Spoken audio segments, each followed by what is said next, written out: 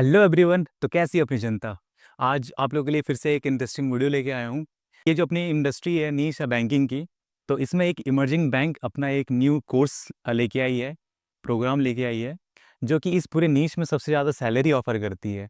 जी हाँ, 6 lakhs per annum, तकरीबन 50,000 per month. बहुत ज़्यादा है ये। अगर हम कंपेयर करें अपने आईसीआईसी से, एचडीएफसी से, तो काफ़ी ज़्यादा ही ऑफर कर रही है। आईसीआईसी का आई थिंक 30,000 पर मंथ देते हैं, सीटीसी अगर जो उसमें 5 लैक्स या 6 लाख का था, और सेम एचडीएफसी में भी था।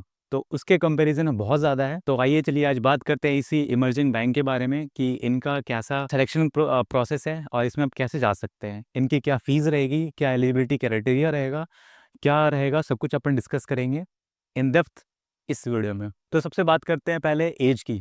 तो अगर एज की बात करें तो इसमें 28 और बिलो, यानी कि 28 ईयर्स भी हो गया तब इसमें अप्लाई कर सकते हैं। अगर यही कंपेयर करें आईसीआईसी और एचडीएफसी से, तो उसमें तकरीबन 25 थे दोनों में, 25-26 करके था ऐसा, और एक्सिस में भी है ना। तो एज का यहाँ पे रिलैक्सेशन मिलता हुआ दिख रहा है। तो जिनका एज 28 है तो वो भी अप्लाई कर सकते हैं। मैं क्वालिफिकेशन के लिए क्या चाहिए, रिक्वायरमेंट है वो सेम है जो ग्रेजुएशन है। फुल टाइम ग्रेजुएशन इसमें मांगता है अपन को, है ना। लेकिन इसमें कोई भी मिनिमम मार्क्स जो है कैपिंग नहीं है, जो कि अदर बैंक्स में था पहले। अगर जो प्रोग्राम जो इन्होंने लॉन्च किया था आईसीआईसी, एचडीएफसी, एक्सिस, तो उसमें एक कैपिंग था कि आपको 50%, 60% ये लाने पड़ेंगे। तो इसमें कोई भी उसका कैपिंग नहीं है, बस ये है कि रेगुलर होना चाहिए आपका। बाकी आप किसी भी इंडस्ट्री से, किसी भी बैकग्राउंड से, arts, commerce, engineering, non engineering, तो सब इसमें कर सकते हैं। इसमें पोस्ट क्या मिलेगा आपको, तो भैया इसमें आपको एआरएम का पोस्ट मिलेगा। एआरएम क्या होता है, एक्विजिशन रिलेशनशिप मैनेजर। और बाकियों में जो देते थे पोस्ट वो था आरएम।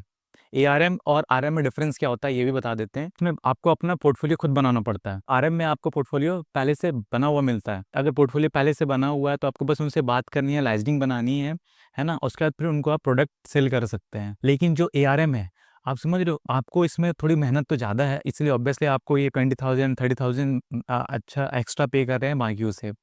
तो इसमें आपको थोड़ी सी प्रेशर तो बहुत ज़्यादा आएगा, क्योंकि आपको खुद से पहले ऑनबोर्डिंग करनी पड़ेगी कस्टमर्स को, अपना एक नया पोर्टफोलियो बनाना पड़ेगा, है ना।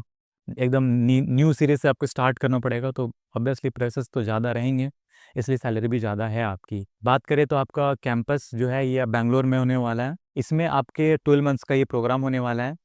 तो फर्स्ट 4 मंथ आपका कैंपस ट्रेनिंग होगा बेंगलोर में, फिर 3 मंथ्स का इसमें इंटर्नशिप होगा, और उसके बाद 5 मंथ्स का आपका ओजीटी होगा।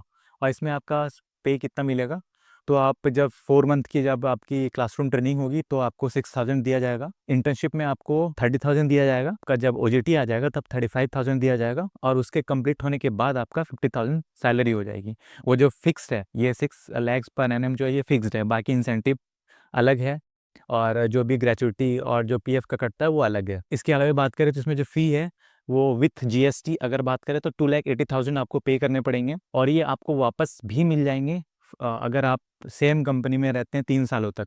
3 सालों इन द सेंस कि अभी ये 4 मंथ, 3 मंथ और 5 मंथ्स का जो कंप्लीशन होगा 1 साल, इसको हटाने के बाद 2 साल, यानी कि आपका प्रोग्राम जब पूरी तरीके से सर्टिफाइड हो जाएंगे, आईडीएफसी फर्स्ट बैंक का आप एम्प्लॉय बन जाएंगे, है ना, 1 साल के बाद पूरा, तो उसके बाद फिर आपको फर्स्ट ईयर में 50% पैसा यानी 1,18,000 के करीब में आपको वापस मिल जाएगा, और सेकंड ईयर में वापस से आपको 1,18,000 वापस मिल जाएगा। ठीक है। तो मतलब 3 साल आप अगर सेम कंपनी में आज अगर आप इसमें अप्लाई करते हैं, होने के बाद पूरे 1 साल मतलब 3 सालों के बाद आपका पैसा रिटर्न हो जाएगा। ठीक है। अब इसमें सवाल आता है कि भैया हमें ज्वाइन करना चाहिए कि नहीं करना चाहिए। ऑब्वियसली इसमें प्रेशर्स तो थोड़ा ज़्यादा रहेंगे। अगर आपका माइंड सेल्स का नहीं है तो आप इसमें ज्वाइन मत करना, क्योंकि बहुत ज़्यादा भसड़ मच जाएगी आपके जीवन में। क्योंकि प्रेशर तो रहेगा यार, क्योंकि आपको खुद का पोर्टफोलियो बनाना है, फिर आपको उसमें इंश्योरेंस भी देना है, फिर आपको उसमें लाइफ इंश्योरेंस, जनरल इंश्योरेंस भी बेचना है, पीएल भी देखना है, क्रेडिट कार्ड भी देखना है ना। 360 आपको इसमें सेल करना है, मॉर्गेज देखना है, बीएलजी देखना है, एसएमएस देखना है, मतलब सारी चीज़ आपको बेचनी पड़ेगी, है ना।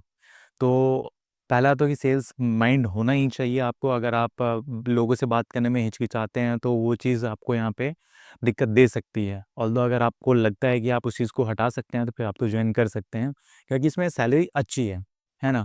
जो सैलरी दे रहे हैं तो आप समझ लो कि आपको पूरी तरीके से निचोड़ लेगी ये बैंक, क्योंकि ऑल्दो अभी ये अभी नहीं है इस इंडस्ट्रीज़ में, बैंकिंग इंडस्ट्री में आईडीएफसी, और सैलरी भी काफ़ी अच्छी है, तो अगर आप सैलरी को देखते हुए जा रहे हैं तो भैया थोड़ा सोच लेना प्रेशर्स के बारे में। जैसे ही देखो अभी रेपो रेट कम हुआ है, 50 बेसिस पॉइंट एक बार में कम कर देते हैं, है ना? जैसे अभी रिसेंट में हुआ था।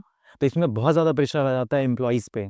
क्या है कि देखो जो अब जो पहले एफडी बनी होती है वो 7% 8% पे उन्होंने मान लेते हैं कि अपने बैंक में दे रही होती है ना? फिर अचानक से घटा देते हैं, 50 पैसा कम कर देते हैं।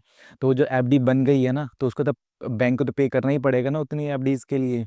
और अभी वापस से जो अब कटेगी तो अपना लोन का जो रेट होगा वो भी कट जाएगी। तो इसमें सर्वाइव करने में काफ़ी दिक्कत होती है बैंक को, है ना? तो वहाँ पे प्रेशर आएगा क्या कि चीज़ का, तो कासा लाने के लिए, है ना? फंडिंग लाने के लिए। तो देखो वहाँ पे टारगेट तो ऑब्वियसली इसमें रहते हैं कि आपको इतने खाते खोलने पड़ेंगे, ऑनबोर्ड करने पड़ेंगे, इतनी आपको इंश्योरेंस बेचनी पड़ेगी। ऑल्दो इसमें इंसेंटिव है, फिर भी आपको वो करना ही पड़ेगा। म्यूचुअल फंड बेचनी है ना? तो आपको 360 इसमें आपको देखना पड़ेगा। तो प्रेशर्स तो काफ़ी ज़्यादा रहेंगे और उस चीज़ को आप इग्नोर नहीं कर सकते हैं, क्योंकि लाइफ में भी वो काफ़ी ज़्यादा इम्पैक्ट पड़ता है। क्योंकि बहुत ज़्यादा एम्प्लॉई पहले-पहले में तो जॉइन कर लेते हैं, लेकिन फिर उनको रिज़ाइन भी करना पड़ता है, क्योंकि वो उस चीज़ के लिए प्रिपेयर नहीं होते हैं, है ना? तो आपको इस चीज़ के लिए पहले प्रिपेयर रहना पड़ेगा। पहले से आप माइंडसेट बना लो कि अगर आप इस फील्ड में आ रहे हैं, दम दिखा के भैया ये काम करना पड़ेगा। सेल्स इसमें प्रायोरिटी बेसिस पे रहेगा। किसी भी फील्ड में, इस नीश में, पूरे किसी बैंकिंग में आइए तो आपका प्रायोरिटी रहता है सेल्स। सेल्स आपका आप करना एकदम करना ही पड़ेगा, है, ठीक है? तो उसके आप बच नहीं सकते। सेल्स का अगर नहीं है तो भैया इस कोई भी फील्ड में, ये जो बैंकिंग इंडस्ट्री अभी जो चल रही है प्राइवेट में, तो इसमें किसी में भी आप अगर कर रहे हो तो फिर मत करना यार। इससे अच्छा कुछ और कर लेना, ये मत करना है, क्योंकि आप बेकार में फिर 1 साल के अंदर वापस से अगर छोड़ दोगे तो अच्छा नहीं रहेगा ना आपके लिए भी। जॉइन कैसे कर सकते हैं ना? वो चीज़ छूट गया था। तो जॉइन देखो इसमें क्या है कि अपना लिंक दे दूँगा, या फिर आप जाके सर्च कर सकते हैं इमर्जिंग बैंक आईडीएफसी, तो वहाँ पे भी आपको मिल जाएगा। ठीक है? वहाँ से आपको रजिस्ट्रेशन करना है, फिर आपका एग्ज़ाम होगा ऑनलाइन में। देखो एग्ज़ाम बहुत ज़्यादा फाड़ू नहीं होगा, है ना? नॉर्मल रहेगा। और ऑल्दो इनका एक वेबसाइट पे कोई भी मेंशन नहीं है कि क्या सिलेबस रहेगा, तो और ईज़ी रहने के चांसेस हैं। तो वो निकल जाएगा काफ़ी ईज़िली, बहुत ज़्यादा भसड़ नहीं मचेगी। और बाकी इसमें शायद एक वीडियो, अगर वो वीडियो को क्वेश्चन रहेगा तो उसके लिए आप पहले से प्रिपेयर हो जाना। उसमें आपके बारे में ही पूछेंगे कि आप बताएँ उस वीडियो में आपने आपके बारे में, आपके फैमिली बैकग्राउंड्स के बारे में, आपने क्या किया अभी तक, इस चीज़ के बारे में से पूछा जाएगा, तो वो चीज़ आप वहाँ पे बता देना, है ना? आपका एग्ज़ाम क्लियर हो जाता है, फिर आपका ऑफ़र लेटर आ जाएगा, फिर ऑफ़र लेटर के बाद आप सीधा बैंगलोर कैंपस, फिर ट्रेनिंग, फिर ओजेटी, फिर कंप्लीट, फिर बस मज़े। चलिए फिर मिलते हैं एक नए वीडियो में एक नेक्स्ट सैटरडे। तब तक के लिए मिलते हैं, बाय।